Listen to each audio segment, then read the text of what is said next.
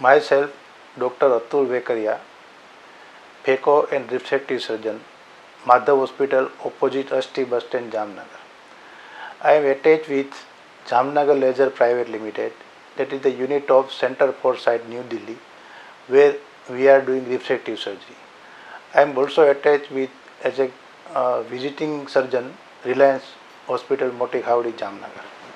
Friends, today we will discuss about evolution of cataract surgery, or more precisely we can say advancement in technology and technique of cataract surgery. Before that, we should know what is the cataract.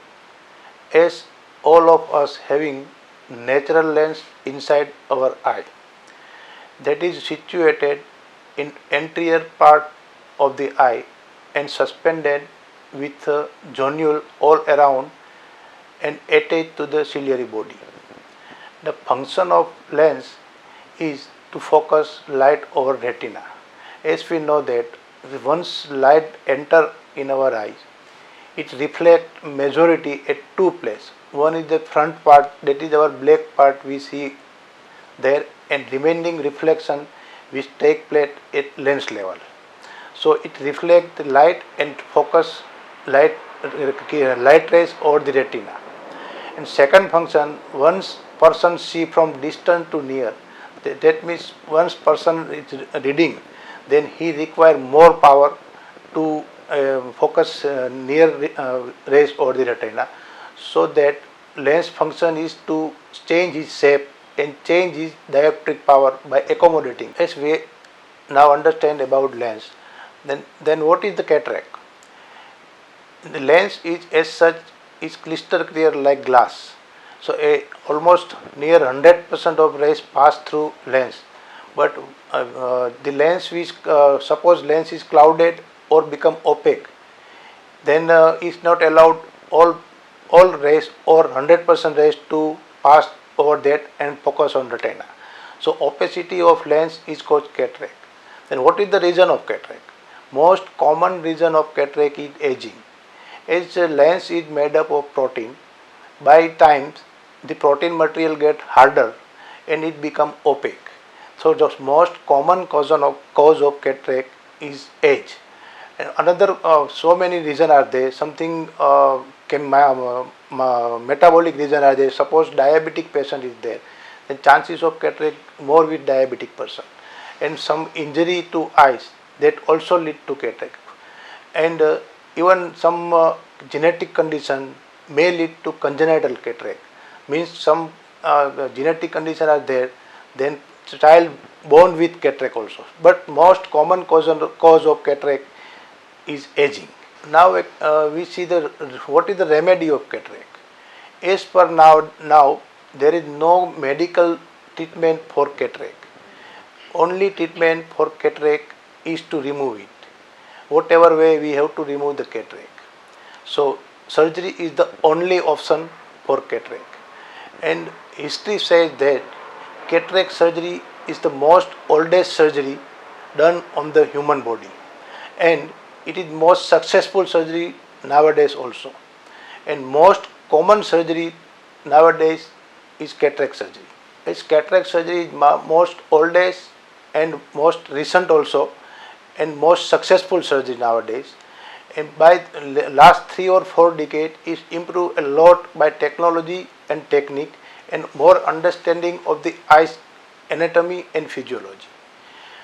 Then when should we operate the cataract? When should we operate the cataract is a big question, because opacity of cataract or aging of lens is not a 1 day process or a 2 days or a 3-4 months process. It takes so many days or months, even years to mature.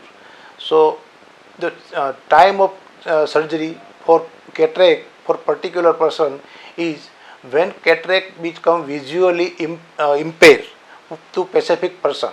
That is the time for cataract surgery. The specific person means, suppose person is driving and he is having cataract, then we have to operate earlier, because up to with cataract he cannot drive his vehicle. And suppose some housewife is there, then for cataract we can postpone for some days or month. So friends, the indication of cataract surgery is depending on individuality. Before we going in detail, we will go in past, means history of the cataract surgery. As cataract is occurring in every person by aging. So it is said that in 5th century BC, cataract was removed by couching. Couching means came from French word coucher. Coucher means to put to bed. What a clinician or person who doing surgery were doing that, he sits patient in front of him, and he does not remove lens from the eye, but he just pass needle from limbus and dislodge the lens. So lens become dislodged and gone to vitreous, and the particular person's, means patient's visual visual path will become clear. So immediately patient will start seeing. But we are not removing the particular lens from the eye. So lens still inside the eye, and we know that lens is made up of protein. Once that lens fall inside the vitreous cavity, it start creating inflammation. So it inflame the eye and may lead to sometimes secondary glaucoma. So that couching was very crude process, and so we have to. But that on that time, that was the only option available. Unfortunately, couching is still practicing in some underdeveloped country, or specifically in African country. After seeing this complication with couching as inflammation and secondary glaucoma, that time health worker or doctor started thinking about why not to remove all lens from the eye instead of putting it inside. So that extracapsular cataract excision, ECCE, came in thought of that time. What people doing that in ECCE or extracapsular cataract excision, they remove the lens from the eye.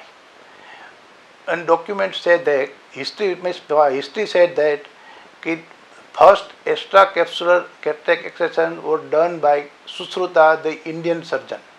But documented extracapsular cataract excision first done in 1747 by again a French scientist, Jacques Daniel.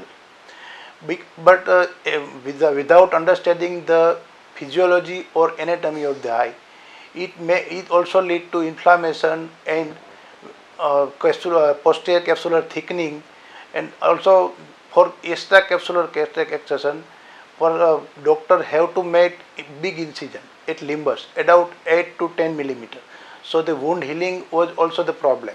So that time also extracapsular cataract excision was having a success rate of not more than 40%. So again he started thinking about the another alternate technique for cataract.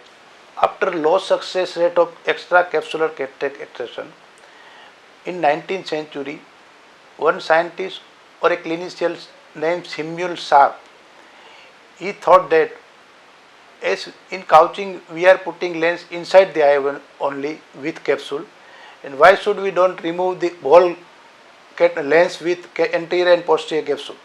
So he thought that we should remove the lens at such hole, so that no material of lens remain inside, and it will create the no inflammation or no secondary glaucoma. So he again practice ICCE, means intracapsular cataract excision. In ICCE we remove whole lens. What he did, that he hold the lens with anterior capsule with forceps and give zigzag movement, so that lens become dislodged from zonule and is removed from eye with 8 to 10 millimeter incision. And then in each ICC, means in intracapsular cataract excision, again come nitrous gas. In that they apply nitrous gas in a probe and apply it over the anterior capsule, so that is freeze over the anterior capsule and stuck to anterior capsule. Again is just like a forceps. Then we remove the lens by zigzag movements as we remove with forceps. But problem was problem with intracapsular cataract extraction was that कि sometime whole lens may not come out, may not come out, or sometime it burns around tissue around the eye, means iris or lens, and sometime whole lens fall inside the eye, just like couching. So that it also not a that success as compared to ECCE. So that it also started rethinking about the alternate procedure.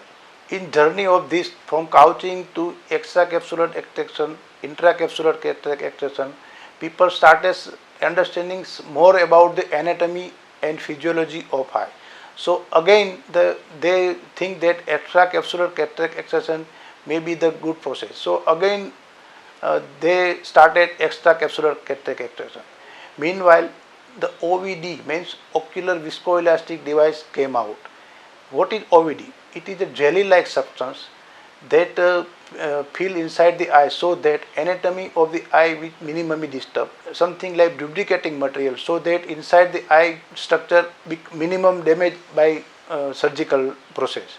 So that extracapsular cataract extraction is more improved. Meanwhile, the suture material also came out, so that the incision we made for cataract surgery closed by suturing, so that ultimately extracapsular cataract extraction is came out to be very safe and good process up to even 1980 or 1985, and success rate of more than 95%.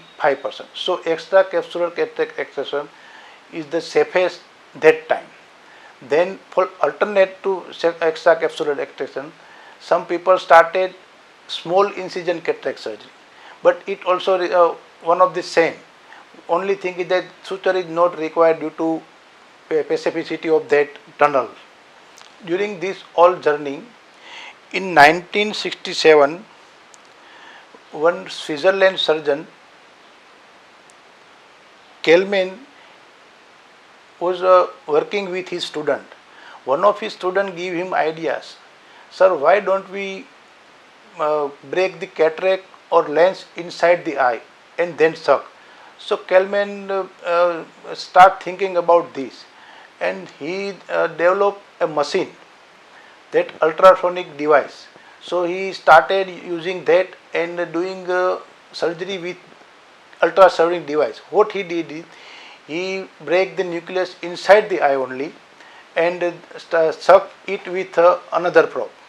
But without understanding the proper technique or technology, it lead to opacity of the cornea, secondary glaucoma, sometimes not understanding of the capsular anatomy or physiology.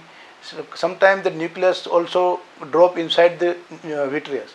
So that again they thinking what to do now. At that time, Kelman thinking was right. All of the clinicians said that this is the right path to go for future. So after developing this machine, they started refining this machine, and ultimately today's phacoemulsification came from that Kelman idea, and still nowadays it is the latest procedure, because nowadays latest machine and more refined machine are available. So still now the phacoemulsification is a gold standard for cataract surgery. What we are doing in phacoemulsification, as we know that for any surgery anesthesia is required, but in eye minimum anesthesia is required.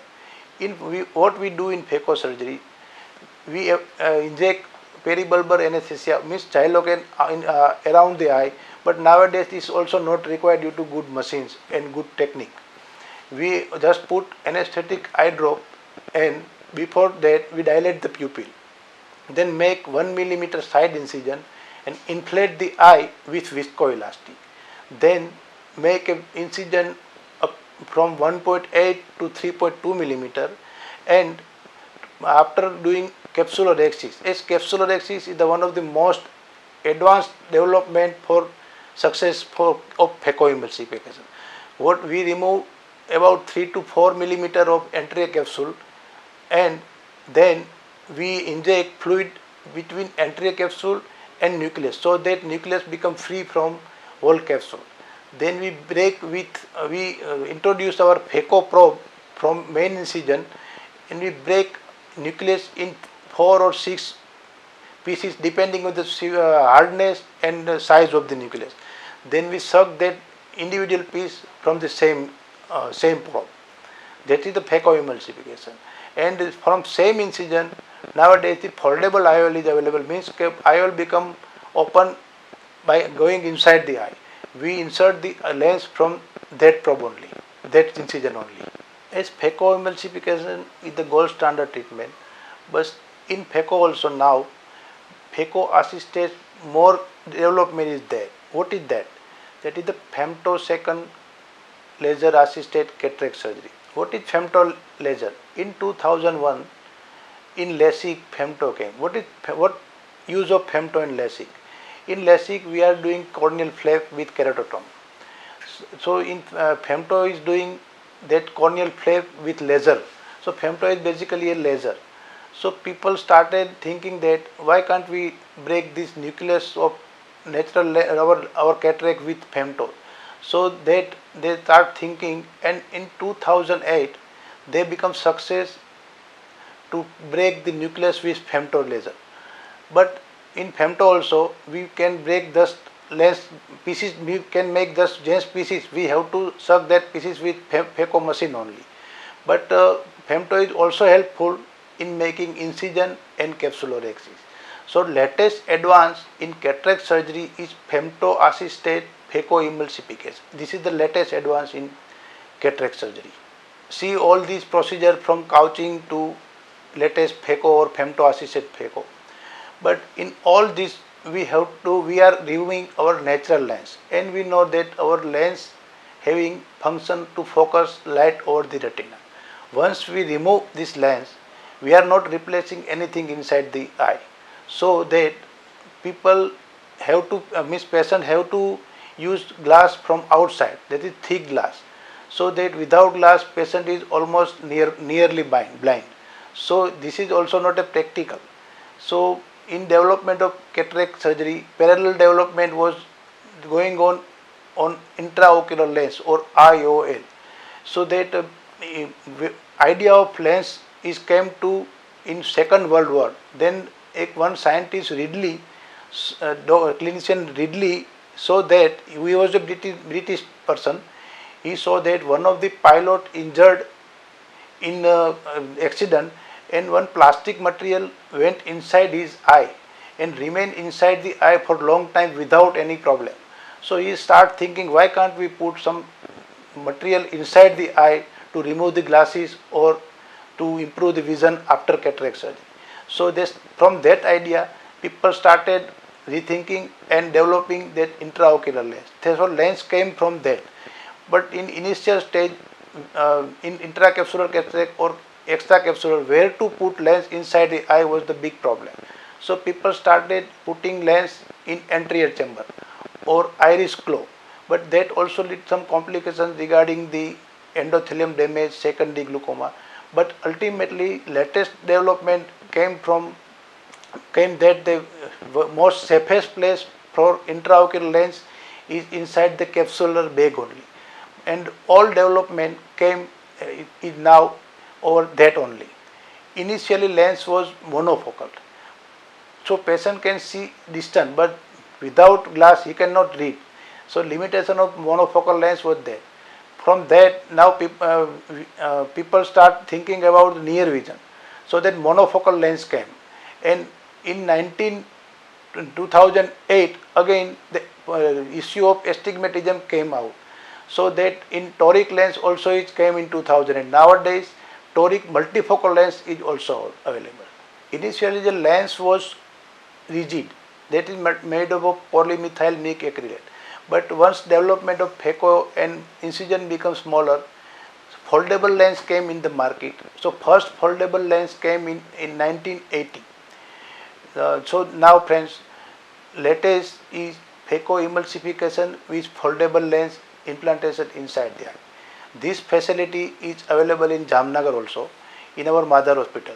We are doing phacoemulsification. Not only this, we are also doing laser refractive surgery also. Thank you very much.